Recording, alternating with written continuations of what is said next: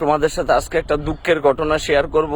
সকালবেলা আমরা দুই বন্ধু বাইক নিয়ে ঘুরতে বেরিয়েছিলাম রাস্তার ভিতরে, কিন্তু আমাদের মাথায় কোনো হেলমেট ছিল না।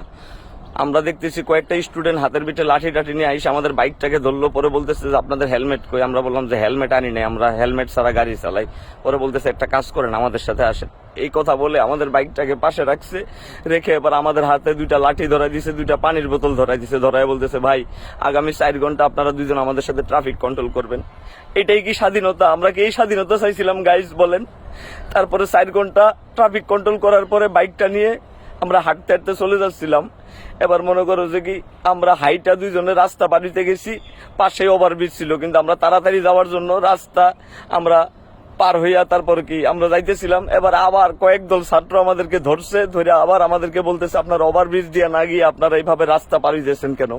হ্যাঁ, পর আমরা বলতেছি ভাই একটু শর্টকাট মারলাম, কারণ বাসা একটু দূরে, তো রাস্তাটা যাতে তাড়াতাড়ি হয় এই জন্য।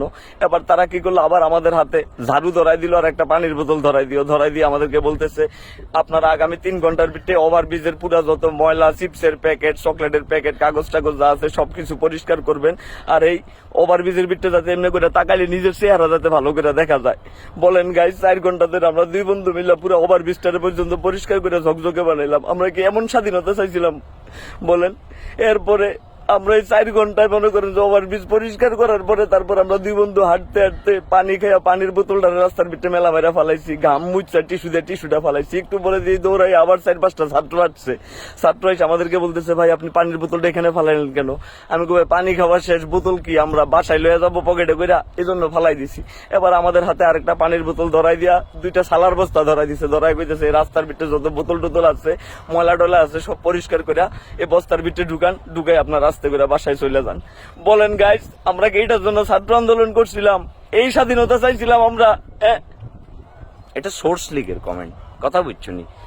যে সকল শতানের বাচ্চারা এই ছাত্রদের এগেনিস্টে যাইবে তাদেরকে এইভাবে ইউনিক স্টাইলে শাস্তি দিতে হবে। এবং শাস্তির ধরনগুলো আমার কাছে খুবই ভালো লাগছে, যে 3 ব্যক্তি হেলমেট ছাড়া বাইক লয়ে বাড়িছে এবং ছাত্ররা তাদেরকে ধরি 3 ঘন্টা ট্রাফিকের কাজে দায়িত্ব লাগাই দিছে। এইভাবে যদি চলতে থাকে এই দেশ শুধরাইতে বেশি দিন লাগবে না। এখন কিছু আফসোস মারানির ভূতেরা আসি বলতেছে যে এইভাবে কয়দিন চলবো? ছাত্ররা যখন স্কুল কলেজে চলে যাবো তখন তো আবার আগের বেহাল দশ হবে রে।